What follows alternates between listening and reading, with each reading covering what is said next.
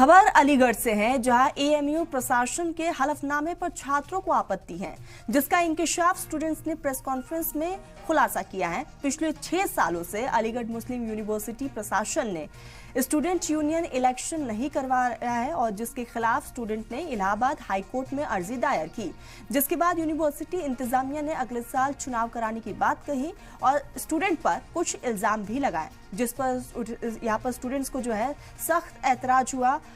सैयद कैफ हसन छात्र एएमयू इनकी तरफ से मीडिया से मुखातिब होते हुए बयान दिया गया है। आपको बताते चले कि पूरा मामला अलीगढ़ का है। उन्होंने ये भी दर्शाया है एफिडेविट में कि हर साल जो पैसा स्टूडेंट से काट करके जमा किया जा रहा है, उससे हर साल कुछ पैसे खर्च कर रहे हैं। मैं ये बहुत ही डूबियस और बहुत ही डाउट क्रिएट करता है माइंड में। मैं ये पूछना चाहता हूँ आपके माध्यम से, जब स्टूडेंट फॉर्मल स्टूडेंट यूनियन नहीं मौजूद है, जब कोई रिक्वेस्ट नहीं गई कि आप फंड रिलीज कर दिए, वो पैसा किसके ऊपर, किसके साइन के तहत, किसकी अथॉरिटी के तहत स्टूडेंट का पैसा खर्चा किया?